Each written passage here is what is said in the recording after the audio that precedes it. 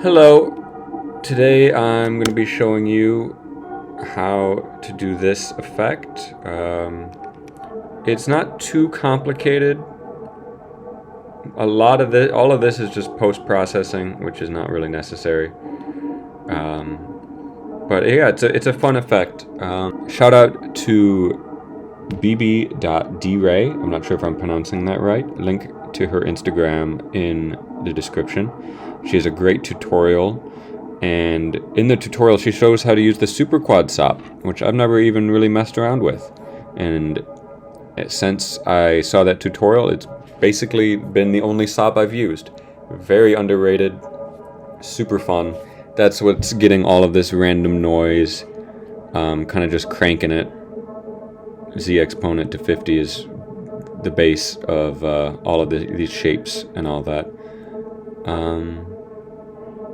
Yeah, sorry about the weird aspect ratio. I'm limited on screen real estate, so this is the best we got. Okay, let's go. Okay, we're starting with a blank canvas. Let's start with our super quad. And then way over here, we're gonna add our geo. Stop hiding. We're gonna do a matte line, drag it in, parameters material, and then light, camera, render. That's a remap. Render. RGB key for a black background. View. And here we go. So let's start with the super quad.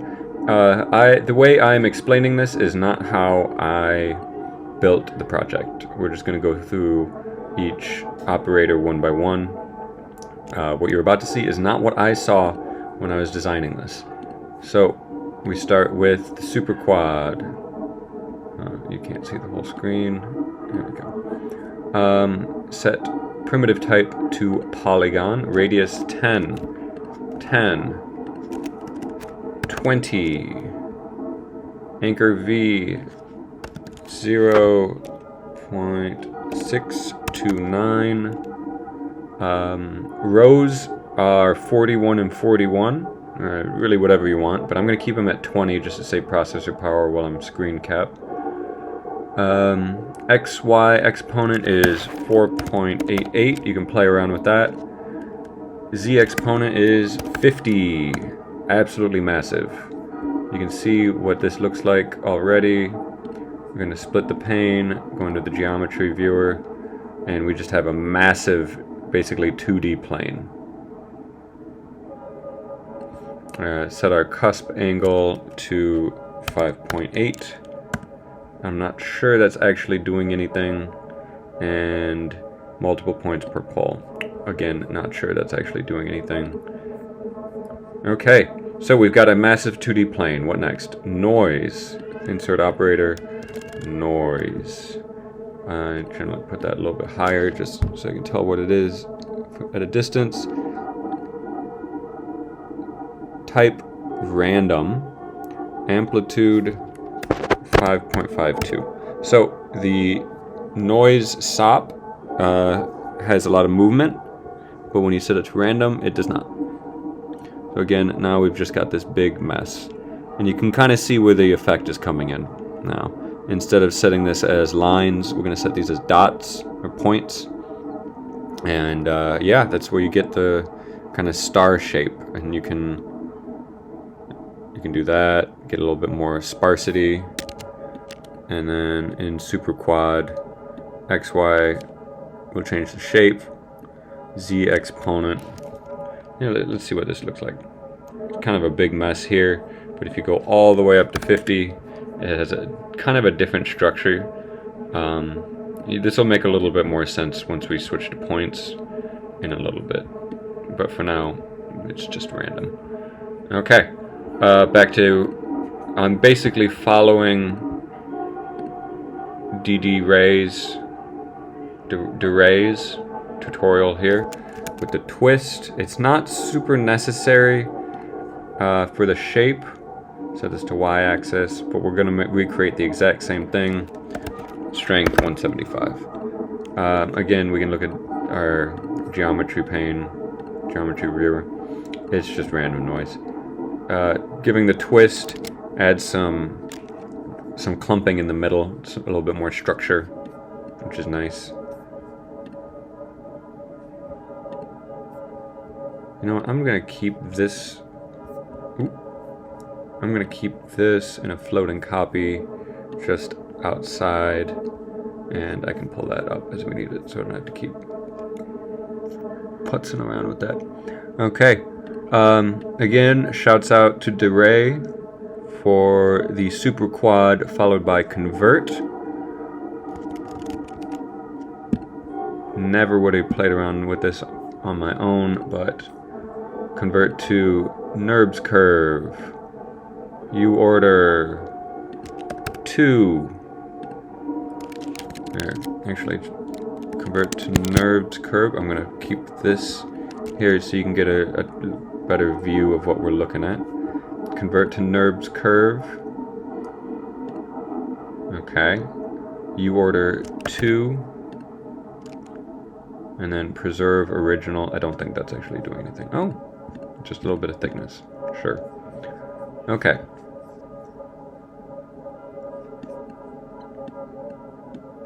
And now we have a null. Classic. I'm gonna bring these down. Personally, I just like to have noise or things that give movement be a little bit more pronounced in my chain, so I just keep that guy up there. Going to the line mat. Let's see. Distance near is 16.1 and distance far is 9.5. Play around with these values. This will add a little bit of shimmer in the stars. Width near is 10. Width far is 4.1. Draw lines is off. Points on. Point size multiplier is 0.15. I don't like to go too much higher than that. You can see we're starting to get the form, and you'll notice within this we've got these straight lines, so it's not actually just random. There's actually quite a bit of structure that these points are following, and you can play around with that for more or less sparsity and all that. Draw points, point size multiplier, and then I'm just going to put in my color values, 1.67. Personal taste, not necessary. I like the orange and blue contrast, but highly recommend you find a color palette that you like rather than just using these values. Play around with it. These. Okay. So point near color is 1.67, 0.501.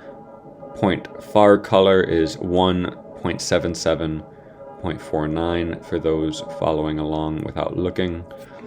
Point near alpha is 0.572. Point far alpha is 0.732. Point lift scale is 4.88. Don't think that's doing anything. I have draw vectors on, but the scale is 0, so we're not going to turn that on. We've got blending and deform. So we've got a really good base for the star patterns already, and we're following lines of symmetry. So there's structure, but it's sparsity. I really like how this looks. Okay. There we go. Okay. You guys can see in the background, I got rid of that pane. Not necessary. We're in our GO1, uniform scale 1.5. Rotate 90. 0. Abs. Time. seconds times 3.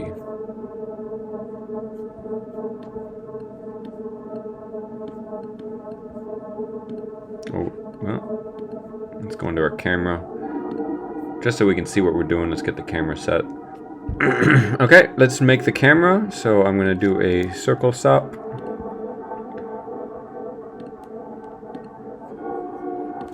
Bring that into a geo. And then our circle is primitive type, primitive ZX plane, radius 3, 1, anchor U, 0.735, anchor V1. Okay, so we're going to set our camera to that path of that SOP, and we want it to look at the geometry. And then in position, we're abs time dot seconds divided by 20. There we go. And then we get our movement. So this little thing here, if you're trying to do camera movements, it will always keep it centered on the circle. And one thing to keep in mind, I like having a non-circular, oval? I don't know the correct terminology. But if these are different values, if it's a wider than it is long or whatever, you get a little bit more dynamic camera movement. You can see we're kind of zooming in and then we're zooming back out. If I set these both to 3, we're just spinning in a circle, and there's no speed change or perceived speed change. We're just orbiting a plane. And then if I really pump this, it goes crazy.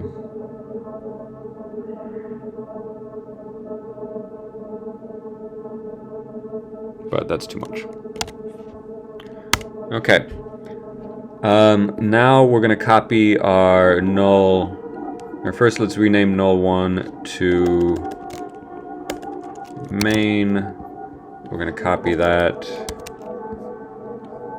down here. And then we're going to call this shimmer. And this is basically the same thing.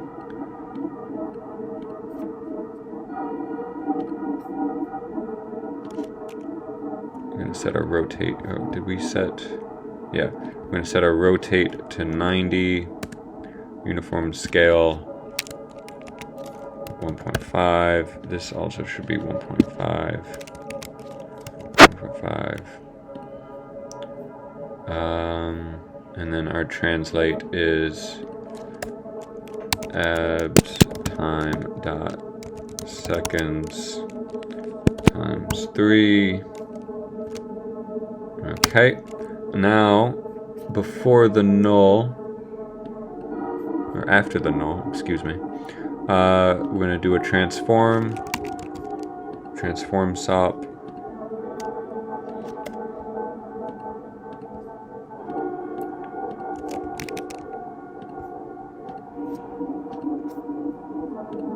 Which is rotate 0.1, and we're just making a very, very slight difference between these two. We had a noise. Again, I'm just I want the dots to basically be on top of each other, with a little bit of movement. So our period is 6.73, amplitude is 0.05, and exponent is 0.58. Okay, let's watch. You can see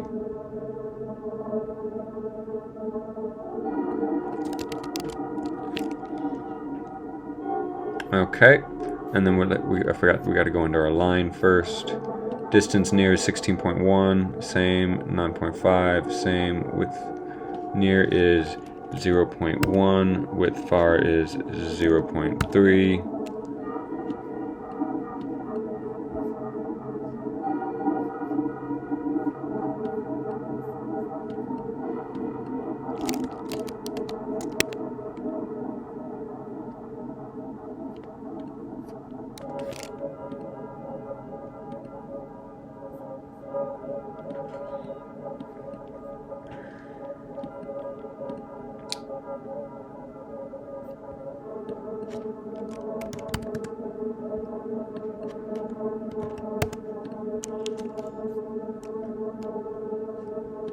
Deform blending, yes. Points, line far color becomes 0.498, 0.866, and 1 for that nice cyan. Okay, why can't we see it? Rotate to abs time. Oh, that was stupid. Okay. Earlier in the video, I said you set your translate to abs time. You set your rotate to abs time seconds times 3. There we go.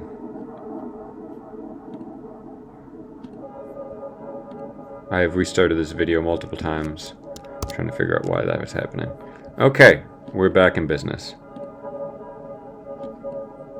Okay, now we have this nice base, and you could probably go pretty far with just this. If you understand how we got to this position, yeah, you've got the whole basic effect. I'm gonna keep just doing some post-processing stuff, but that's the base tutorial for the effect that I came up with here. So next, I want to pause that. I want to add some white stars just for a little bit more depth, because right now we're floating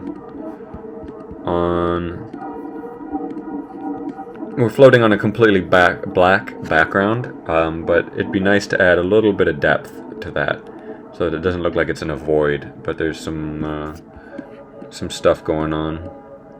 So we just copied our main geo. I'm going to add a box.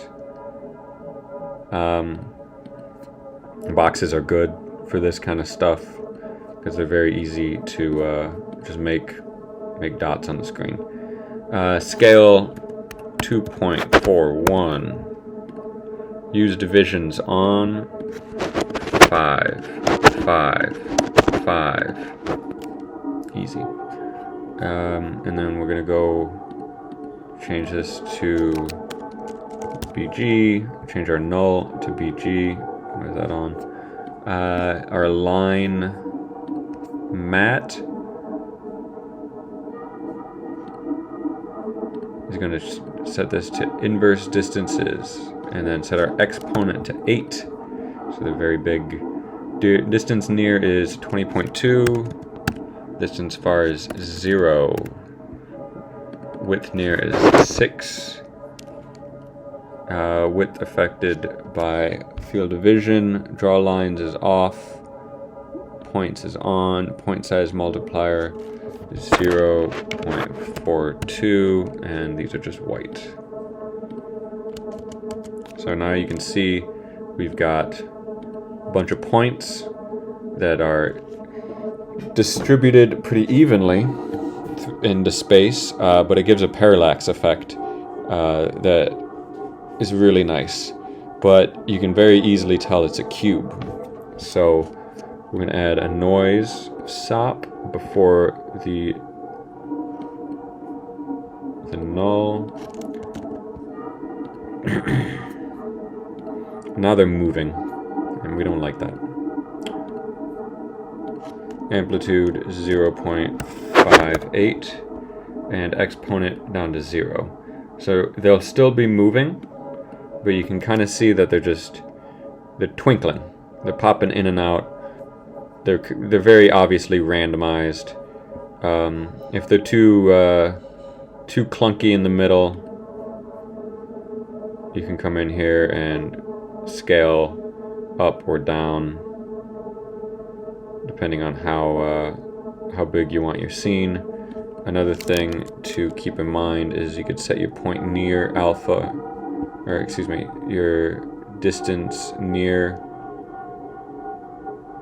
to very high, and the parallax effect will be further in the distance.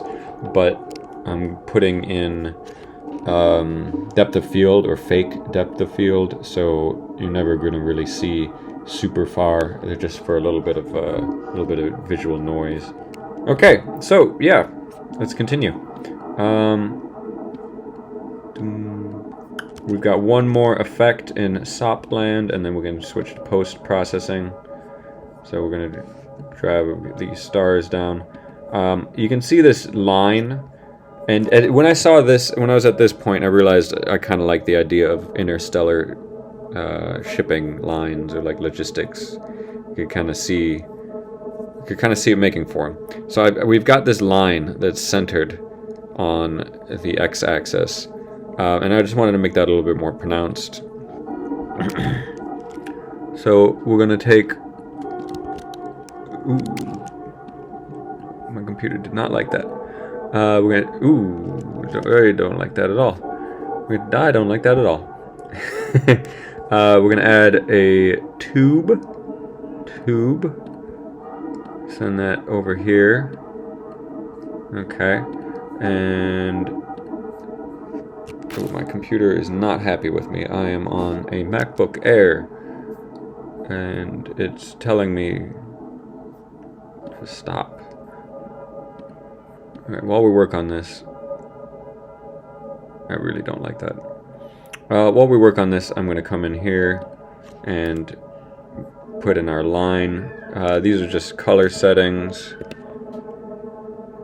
0.739, 0.93, 1, and then 1,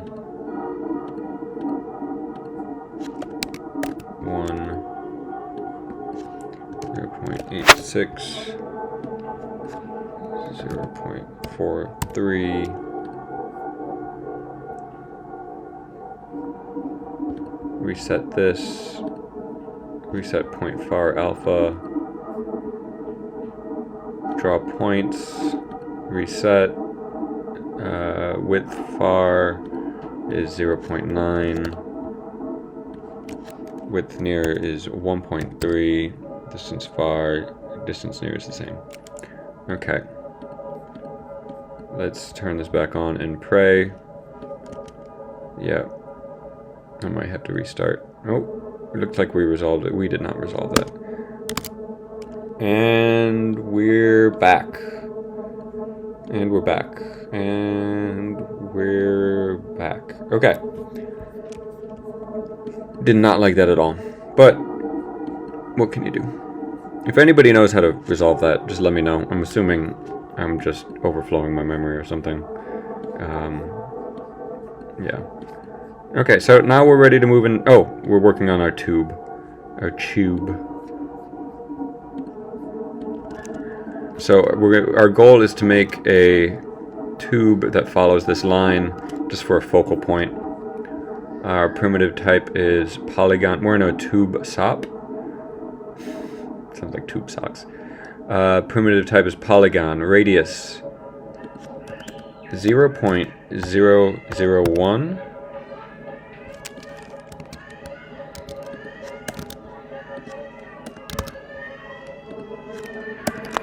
And our height is 50.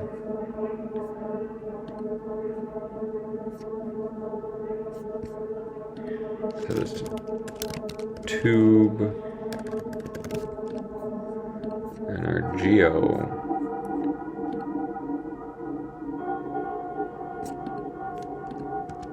There we go. And there's our line. Not lined up, but it's fine. Okay. We set our color to 0.739, 0.93, 1. These are just my colors. As again, pick your own colors. 0.49 for line far, 0.866, and 1. I just like how that contrasts.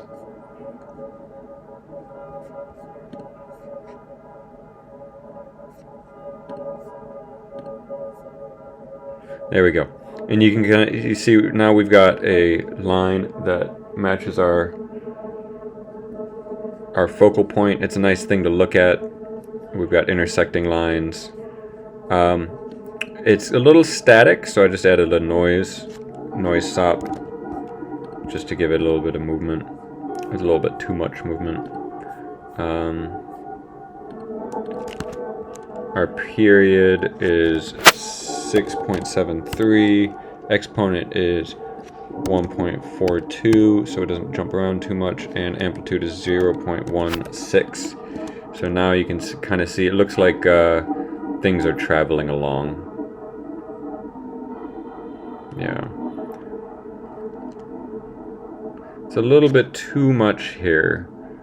We're going to turn our amplitude down by an order of magnitude. Yeah, there we go. That looks better. Okay. One thing I did not like, but I didn't really want to invest the time to fix. Hold on. You can see the end of this tube, but it's fine. I kind of wanted it to go on for infinity, but you could just adjust the camera angle, and it'll be fine. Oh, yeah, we set our camera to translate to 10, not 5.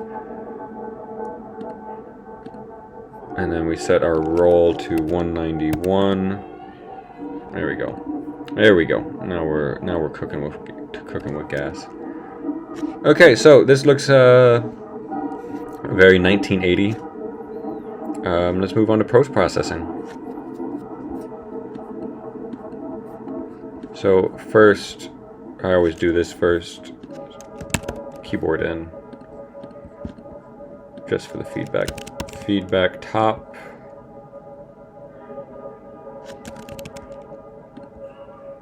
And then immediately, it's just always the first thing I'll do, is set the keyboard to pulse, just because it drives me crazy when it goes too far.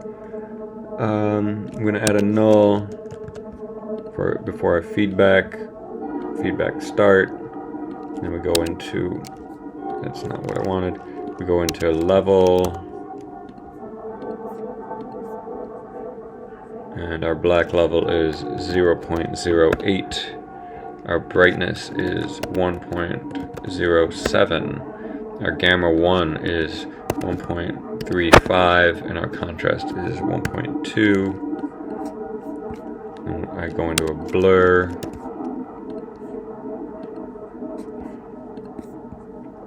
Which is just pre-shrink at 2. We can add this to a composite. Bring that composite into the feedback. Run our null to the composite. Null out. And then we switch our viewer to null out, and it's nothing. What's going on? Oh, that's what I'm doing. Okay, set this to average. There we go. Okay, so that adds a little bit more of a natural tone to things. If this is a little dry for you, you can turn the contrast up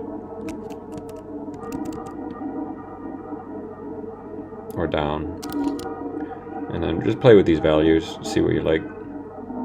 I look at that, the ghosting, and then I'll just go right below where I get ghosting.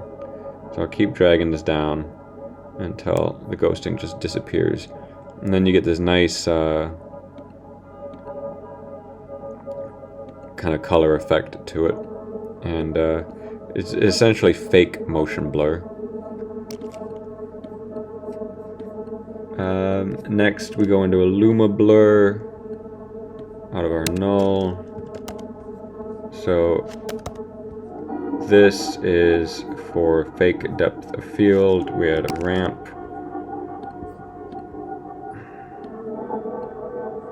Okay, our ramp settings, just vertical. And you can't move this one. Oh, you can. Move this to the center. Basically, I've got another one here. I can't give you my exact values. Make sure that's fully black. And then go into Luma Blur. Black value is 0.078. White value is 0.933. White filter width is 9.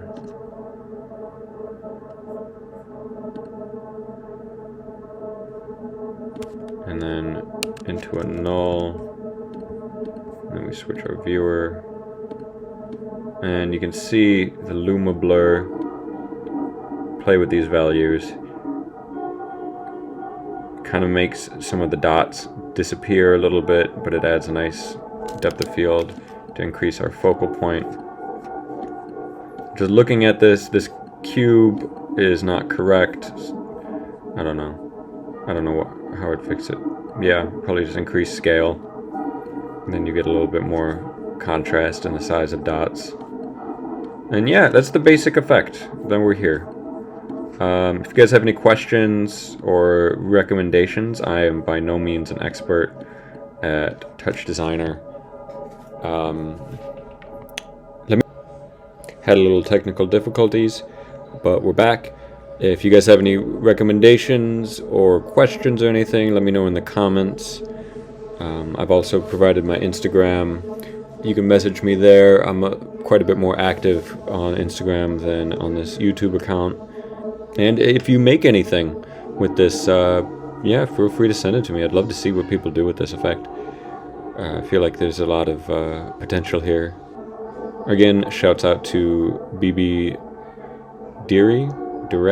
bb.dere, for the Super Quad tutorial. Highly recommend checking out her flower tutorial. And big love to the Touch Designer community. Hope you guys have a great day.